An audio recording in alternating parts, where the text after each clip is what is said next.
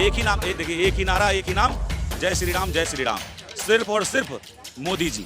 ममता किसी के साथ जाए ना जाए, ममता आए तो ठीक, ममता सपोर्ट करे तो ठीक, ममता से हमें कोई लेना देना नहीं। भारतीय जनता पार्टी को ममता जैसे नेताओं की जरूरत नहीं है, ठीक है। भारतीय जनता पार्टी में जो नरेंद्र मोदी जी का चेहरा है ना, जो हमारे नितिन गडकरी जी ने काम किया है, जो हमारे रेल मंत्री जी ने काम किया है, जो हमारे वित्त मंत्री जी ने काम किया है, इतना जबरदस्त काम हुआ है, आप देख सकते हो पूरे देश में। किसी की जरूरत ही नहीं है। ममता को कौन पूछ रहा है, कौन है ममता? मैं तो पहचानता भी नहीं हूँ। ममता जाए तेल लेने। मोदी जी हिंदू मुस्लिम करके फिर से आने की कोशिश कर रहे हैं, 400 पार का नारा है, ये क्या सफल होगा? अरे भैया 500 साल तक तो राम जी को तुमने झोपड़ी में बंद करके रखा, तुम्हारे बस की तो थी नहीं। भारतीय जनता पार्टी ने संकल्प लिया, राम मंदिर, आप देख सकते हो। आपने राम मंदिर का दर्शन किया? आपसे पूछना चाहूंगा, आपने फोटोज जरूर देखी होगी। ये भव्य राम मंदिर जो सपना हिंदुओं ने देखा था, देश की लगभग 100 करोड़ जनता ने जो सपना देखा था, उसको काम पूरा करने का काम किसने किया? नरेंद्र मोदी जी को। और मैं सभी हिंदुओं से आग्रह करूंगा, भूल मत जाना, नरेंद्र मोदी जी को ही वोट देना है। राम मंदिर का सपना उन्होंने ही पूरा किया आपका। राहुल गांधी बोलते क्या, उन्हें खुद भी पता है। पहले राहुल गांधी को कोई आपको लगता है इस देश में सीरियस लेते हैं? अगर उनको सीरियस ले रहे होते तो एक घर में इस चीज़ की लड़ाई होती कि नहीं, प्रियंका गांधी को चुनाव नहीं लड़ाएंगे, नहीं तो प्रियंका अगर चुनाव लड़ जाएगी तो राहुल गांधी नेता से हट जाएगा। उनको कोई सीरियस लेता ही नहीं है। उन्हें पता है ना हमने आना है, ना हमारी दूर दूर तक कहीं जनता से कनेक्टिविटी है। हमारा क्या है, जो मर्जी आती है, जहाँ मर्जी आती है बोल आते हैं। उनकी कोई रिलायबिलिटी थोड़ी है। तो राहुल गांधी, अरविंद केजरीवाल जैसे लोग जो मर्जी आया बोल दिया, बच्चों की भी कसम खा ली, बीवी की भी खा ली, नानी ने भी बोल दिया कि मंदिर नहीं बनेगा, तो इनकी कोई क्रेडिबिलिटी है? ये लोग तेजस्वी यादव भी बोले खटाखट फटाफट धराधर। तेजस्वी यादव जी बिहार की राजनीति में बिल्कुल पूरी तरीके से फेल होंगे। आप देखना है चुनाव के बाद मोदी जी के पक्ष में पूरा बिहार चल पड़ा है। और अब तो नीतीश कुमार जी बीच में थोड़ा गड़बड़ा गए थे तो चले गए थे, तो तेजस्वी जी के हौसले बुलंद हो गए थे। अब नीतीश जी भी वापस आ गए और अब की बार जम के आए हैं।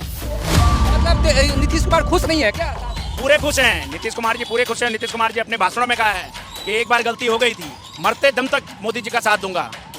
विपक्ष को तुमने खुद खत्म कर लिया। विपक्ष तो है ही नहीं। शराब घोटाला करने के लिए अरविंद केजरीवाल को किसी ने, मोदी जी ने कहा था क्या?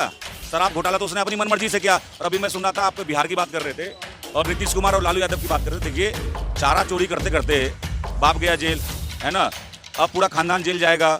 और ये जो तेजस्वी कहता है ना, मोदी जी के बारे में कह रहा था, अरे मोदी का तो परिवार ही नहीं है, मोदी का कौन है परिवार, घर में बाल बच्चा है नहीं, तो वो चोरी किसके लिए करेगा? कह रहा था ना। अरे भैया तुम्हारा इतना बड़ा खानदान। मोदी जी ने क्या कहा कि हमारी देश की 140 करोड़ जनता मेरा परिवार है। ये सोच का फर्क है। तुम्हारी गिरी हुई सोच, तुम नीच हरकत वाले, तो तुम ऐसी बात करते हो। लोगों का राहुल गांधी गले मिल रहे हैं। भैया गाली क्यों दे रहे थे तुम रामलीला मैदान में कि इतनी मोटी फाइल रखी हमने शीला दीक्षित की, जब तक जेल नहीं भिजवाऊंगा तब तक मानूंगा नहीं?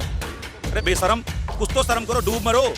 जा करके बोल रहे हो अब हमें मौका दो, अगर अरविंद केजरीवाल की सरकार आ गई तो सबको जेल से निकाल दो, कहता है ना।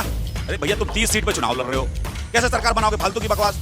जनता सब समझ रही है भैया, तुम्हारी कोई औकात नहीं, आम आदमी पार्टी की कोई औकात नहीं, कांग्रेस तो है ही नहीं। कौन सा कांग्रेस अब है नहीं।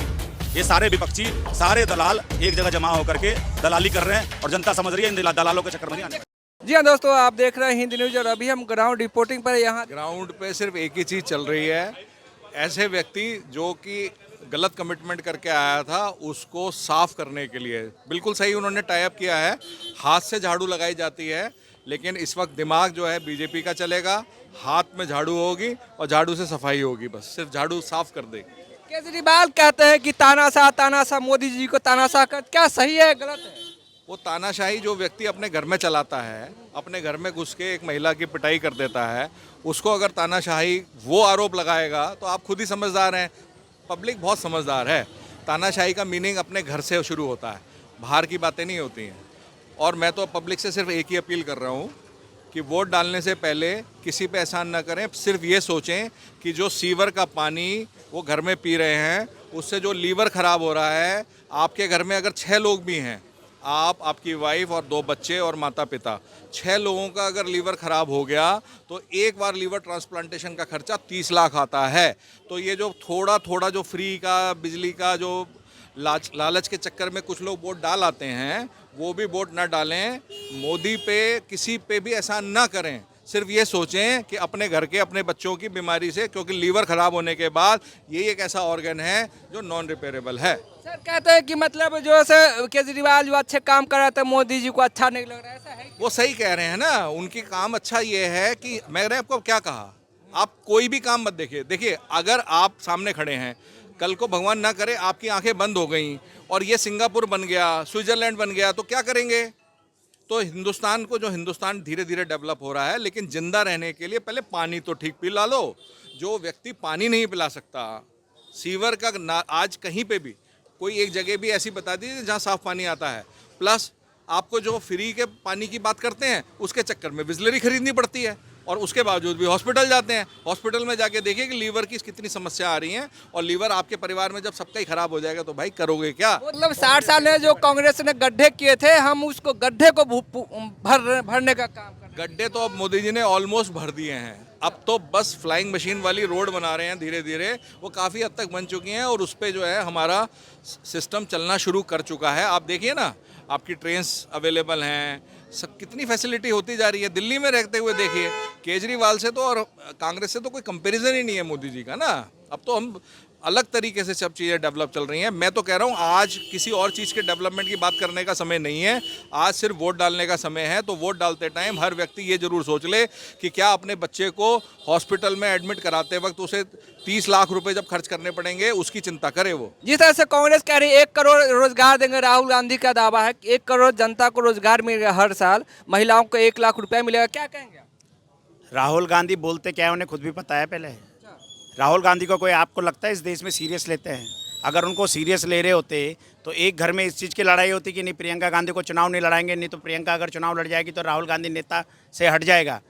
उनको कोई सीरियस लेता ही नहीं है। उन्हें पता है ना हमने आना है, ना हमारी दूर दूर तक कहीं जनता से कनेक्टिविटी है।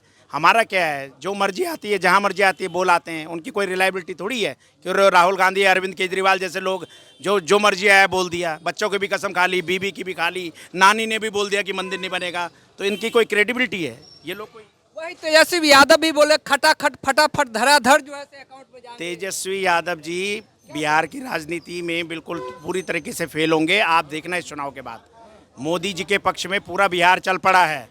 और अब तो नीतीश कुमार जी बीच में थोड़ा गड़बड़ा गए थे तो चले गए थे, तो तेजस्वी जी के हौसले बुलंद हो गए थे। अब नीतीश जी भी वापस आ गए हैं और अब की बार जम के आए हैं। लेकिन एक वीडियो देखे थे जो मोदी जी के रैली में मतलब ये नीतीश कुमार जी को हाथ से उठा रहे हैं, लेकिन उनको बड़ा मायूसी था स्टेज पर, मतलब वो वीडियो चल रहा था काफी। देखिए इस तरीके की छोटी मोटी काट छाट के लोग वीडियो डालते रहते हैं। ना मैंने वो वीडियो देखी है, ना मैं उस पर कोई कमेंट करना चाहूँगा। इस तरीके की वीडियो सार्वजनिक जीवन में चलती रहती है। मोदी जी तो एक दिन में 5-5 सभाएं कर रही हैं, उसकी क्या दिक्कत है? तो क्या मतलब नीतीश कुमार खुश नहीं है क्या साथ में? पूरे खुश हैं नीतीश कुमार जी, पूरे खुश हैं। नीतीश कुमार जी अपने भाषणों में कहा है कि एक बार गलती हो गई थी, मरते दम तक मोदी जी का साथ दूंगा। नीतीश जी ने खुलेआम बोला है बात। क्या कहेंगे आप, युवा है, महंगाई बेरोजगारी के बारे में विपक्ष बहुत कोस रही है, तो आपकी क्या राय है? देखिए, कोई महंगाई नहीं है और कोई बेरोजगारी नहीं है। बेरोजगार वो है जो काम नहीं करना चाहता। आज भारत में डिजिटल इंडिया मोदी जी का सपना, और आप चले जाओ किसी भी दुकान पर चले जाओ, चाहे आपको 10 रुपये का पेमेंट देना हो, चाहे 2 लाख का पेमेंट देना हो, आप डायरेक्ट डिजिटल इंडिया के माध्यम से, ये जो भीम ऐप मोदी जी ने करवाया है देश में, उसके माध्यम से दे सकते हो। देश का कोई युवा बेरोजगार नहीं है। कौन से रोजगार की आप बात कर रहे हो? एक एक दुकानों में लोग काम कर रहे हैं, अपना बिजनेस कर रहे हैं। लोगों को आत्मनिर्भर बनने के लिए मोदी जी ने प्रेरित किया। आज का युवा नौकरी मांगता नहीं, युवा नौकरी देने का काम कर रहा है। तो ये तो विपक्ष कह रहे हैं ना कि मतलब सब बेरोजगार हुए, बोले 15 लाख रुपया अकाउंट में, ये बड़ा मुद्दा बना हुआ है। देखिए विपक्ष कौन, विपक्ष तो है ही नहीं। कौन से विपक्ष की बात करते हो? अरविंद केजरीवाल रामलीला मैदान से सारे विपक्ष को गाली देख करके उसके गले जाकर के मिल गया। पहले तो कहता था सब भ्रष्टाचारी हैं, खुद भी जेल में बंद हुआ, अब जाकर के गले मिल गया। तो विपक्ष तो है ही नहीं, विपक्ष तो बर्बाद है, कोई काम का ही नहीं। विपक्ष में तो कुछ है ही नहीं बचा। क्या तो रहा कि विपक्ष को तो खत्म करने की कोशिश चल रही है। अरे विपक्ष को तुमने खुद खत्म कर लिया। विपक्ष तो है ही नहीं। शराब घोटाला करने के लिए अरविंद केजरीवाल को किसी ने, मोदी जी ने कहा था क्या? शराब घोटाला तो उसने अपनी मनमर्जी से किया। और अभी मैं सुन रहा था, आप बिहार की बात कर रहे थे और नीतीश कुमार और लालू यादव की बात कर रहे थे। देखिए, चारा चोरी करते करते बाप गया जेल, है ना, अब पूरा खानदान जेल जाएगा। और ये जो तेजस्वी कहता है ना, मोदी जी के बारे में कह रहा था, अरे मोदी का तो परिवार ही नहीं है, मोदी का कौन है परिवार, घर में बाल बच्चा है नहीं, तो वो चोरी किसके लिए करेगा? कह रहा था ना। अरे भैया, तुम्हारा इतना बड़ा खानदान। मोदी जी ने क्या कहा कि हमारी देश की 140 करोड़ जनता मेरा परिवार है। ये सोच का फर्क है। तुम्हारी गिरी हुई सोच, तुम नीच हरकत वाले, तो तुम ऐसी बात करते हो। मोदी जी एक निजी चैनल पे बोले हैं कि हम विकसित राष्ट्र का सपना देखते हैं, और वो ये भी बोले कि जितना मतलब चाहते हैं कि हर युवा जो विदेशों से मेडल लाए, खिलाड़ी मेडल लाए, तो क्या सभी खिलाड़ी मेडल आएंगे वही विकसित राष्ट्र बनेगा? कैसा राष्ट्र बनना चाहते हैं? देखिए, विकसित राष्ट्र की परिभाषा समझिए। विकसित राष्ट्र मतलब डिजिटल इंडिया, विकसित राष्ट्र का मतलब आत्मनिर्भर युवा, विकसित राष्ट्र का मतलब ज़बरदस्त इंफ्रास्ट्रक्चर, विकसित राष्ट्र का मतलब जो ये रोड आप देख रहे हैं, सड़कें देख रहे हैं, विकसित राष्ट्र का मतलब ये है शानदार व्यवस्था, शानदार इंफ्रास्ट्रक्चर, ये होता है विकसित राष्ट्र। उल्टी सीधी बातें ये विपक्ष वाले करते रहते हैं, जो सब देखो इनके पास कुछ है नहीं बोलने को। मोदी जी ने इतने काम कर दिए हैं कि अगर 2 दिन भी गिनाओ तो कम ना पड़े, तो कुछ बोलने के लिए नहीं बचता, तो कुछ भी बकवास किए जा रहे हैं। और मोदी जी का जो विकसित राष्ट्र का सपना है, देखिए भारतीय जनता पार्टी, मैंने सुना है, संकल्प से सिद्धि तक का सफर तय करते हैं। ठीक है, लोग कहते थे कि 2 सीट वाली जो पार्टी है वो देश में कभी सरकार नहीं बना पाएगी, लेकिन सपना देखो, उन्होंने सपना देखा, संकल्प लिया और सपने को पूरा करने का काम किया। आपने वोट कर लिया क्या? जी कर लिया। देखिए ये मेरा वोट देश के नाम, देश के राष्ट्रहित के नाम और मोदी जी के नाम। कौन आ रहा है 2024? 2024 में कौन आ रहा है? एक ही नाम, देखिए एक ही नारा, एक ही नाम, जय श्री राम, जय श्री राम, सिर्फ और सिर्फ मोदी जी। कह रहे कि मोदी जी हिंदू मुस्लिम करके फिर से आने की कोशिश कर रहे हैं, 400 पार का नारा है, ये क्या सफल होगा क्या? अरे भैया, 500 साल तक तो राम जी को तुमने झोपड़ी में बंद करके रखा, तुम्हारे बस की तो थी नहीं। भारतीय जनता पार्टी ने संकल्प लिया, राम मंदिर आप देख सकते हो, आपने राम मंदिर का दर्शन किया? आपने, आपसे पूछना चाहूँगा, आपने फोटोज ज़रूर देखी होगी। ये भव्य राम मंदिर जो सपना हिंदुओं ने देखा था, देश की लगभग 100 करोड़ जनता ने जो सपना देखा था, उसको काम पूरा करने का काम किसने किया? नरेंद्र मोदी जी को। और मैं सभी हिंदुओं से आग्रह करूँगा, भूल मत जाना, नरेंद्र मोदी जी को ही वोट देना है। राम मंदिर का सपना उन्होंने ही पूरा किया आपका। राहुल गांधी क्या बोला कि इस बार सुपड़ा साफ हो जाएगा मोदी? अरे राहुल गांधी को बोलो क्यों भाग गए, मेरठ से क्यों भाग गए? शर्म नहीं आती क्या उसको? जाके केरल में चुनाव लड़ रहा है। कौन सा राहुल गांधी? वही जो इधर से आलू डालो उधर से सोना निकाल दो, इधर से आलू डाला, पता चला आलू भी कट गई, सोना ही नहीं निकल रहा। भैया पार्टी में उसके छोड़ छोड़ करके लोग जा रहे हैं, पता है पार्टी है ही नहीं। अगर राहुल, सारे भ्रष्टाचारी को तो मोदी जी अपने में शामिल कर लिए, तो भ्रष्टाचारी बचा कहाँ?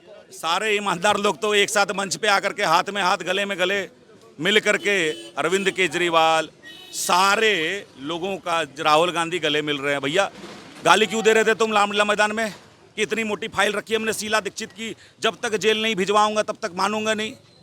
अरे बेशरम, कुछ तो शर्म करो, डूब मरो, जा कर के बोल रहे हो अब हमें मौका दो, अगर अरविंद केजरीवाल की सरकार आ गई तो सबको जेल से निकाल देंगे, कहता है ना।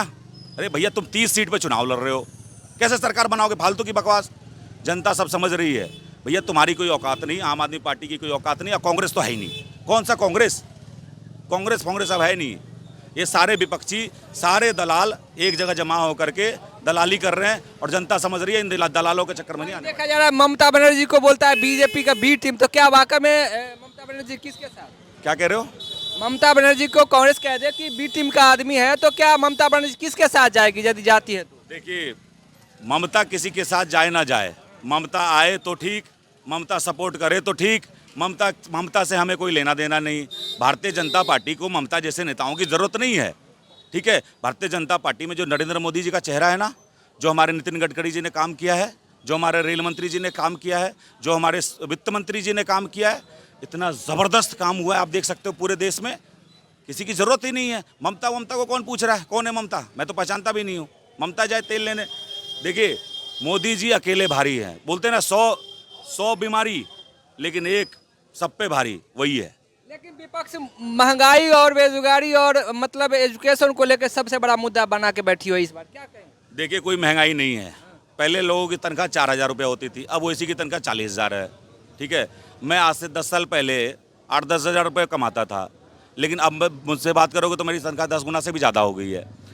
तो ये पागलपन है, कोई महंगाई नहीं है। अभी भी लोग चाव से खाते हैं, अभी भी इतने बड़े बड़े रेस्टोरेंट खुले हुए। आप एक भी रेस्टोरेंट देश का दिखा दो जो खाली रहता है? आप एक भी ठेला दिखा दो जहाँ पे चाउमीन मोमोज मिलते हैं, एक भी खाली रहता हो?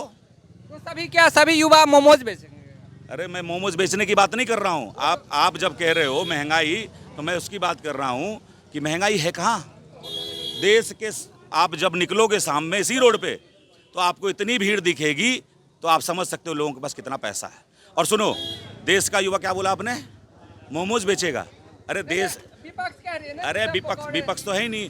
देश का युवा आज प्लेन उड़ा रहा है, देश का युवा आज देश का युवा डिजिटल इंडिया के माध्यम से बड़े बड़े काम कर रहा है। देश का युवा आज नौकरी देने का काम कर रहा है। देश का युवा आज एंटरप्रेन्योरशिप करके बड़ी बड़ी कंपनियां खोल रहा है। आप कैसी बात कर रहे हो? देश का युवा मोमोज बेचेगा? एक बात बताओ, जो मोमोज बेच रहा खराब काम कर रहा है क्या? आत्मनिर्भर नहीं है क्या? कैसी बात कर रहे हो? विपक्ष का आरोप है ना कि सबको कैसे का सोच खराब है, विपक्ष का सोच खराब है। इसका मतलब कि एक भी मोमोज वालों को उसको वोट नहीं देना चाहिए। मोमोज वाले सुन लो, जितने भी हो, एक भी वोट मत देना विपक्ष को, तुम पे सवाल उठाते हैं। अरे रेरी पटरी वाले सुन लो, एक भी वोट मत देना इन लोगों को। भैया तुम बेरोजगार हो क्या? छोटा काम कर रहे हो? देखिए हमारे नज़र में कोई छोटा काम नहीं। एक व्यक्ति जो ईमानदारी से और अपनी कर्तव्य निष्ठा से काम करके 2 पैसे कमाता है, वो आत्मनिर्भर है और मोदी जी इसको सपोर्ट करते हैं।